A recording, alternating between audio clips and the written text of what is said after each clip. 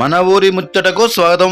వర్ణి మండలంలోని పాత వర్ణి గ్రామంలో గురువారం రాష్ట్ర వ్యవసాయ సలహాదారులు బాన్సోడ ఎమ్మెల్యే పోచారం శ్రీనివాసరెడ్డి 12,50,000 రూపాయలతో పిఎస్సిఎస్ గోదాం నిర్మాణంకు భూమి పూజ, వరి ధాన్యం కొనుగోలు కేంద్రాలను ప్రారంభించారు. అనంతరం ఆయన మాట్లాడుతూ రాష్ట్రంలో గల 33 జిల్లాల కంటే ముందుగా నిజామాబాద్, కామారెడ్డి ఉమ్మడి జిల్లాలలో యాసంగి వరి కోతలు ప్రారంభమైనట్లు ఆయన తెలిపారు. బాన్సోడ నియోజకవర్గంలో వర్ణి, చందూర్, రుద్రూర్, కోటగిరి, పోతంగల్, బీర్కూర్, బాన్సోడ మండలాల్లో వరి ధాన్యం కొనుగోలు కేంద్రాలను ప్రారంభించడం జరిగిందని పేర్కొన్నారు. రైతులు దళారులను నమ్మి మోసపోకూడదని ఆయన అన్నారు. రైతులు పండించిన ప్రతి వరి గింజను ప్రభుత్వమే కొనుగోలు చేస్తుందని పేర్కొన్నారు.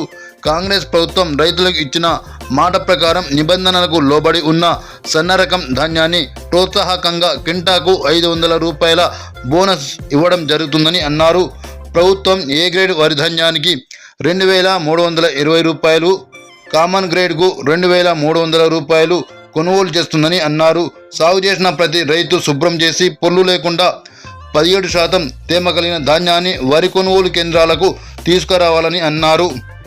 ఈ కార్యక్రమంలో రాష్ట్ర అగ్రో చైర్మన్ కాసుల బాలరాజు, బోధన్ సబ్ కలెక్టర్ వికాస్ మహా, వర్ణి మండల ఏఎంసీ చైర్మన్ సురేష్ బాబా, కోటగిరి మండల ఏఎంసీ చైర్మన్ గైక్వాడ్ హనుమంతు, వర్ణి, చందూర్, రుద్రూర్, కోటగిరి, పోతంగల్ ప్రాథమిక సహకార సంఘాల అధ్యక్షులు, ప్రజాప్రతినిధులు, నాయకులు, అధికారులు, రైతులు తదితరులు పాల్గొన్నారు.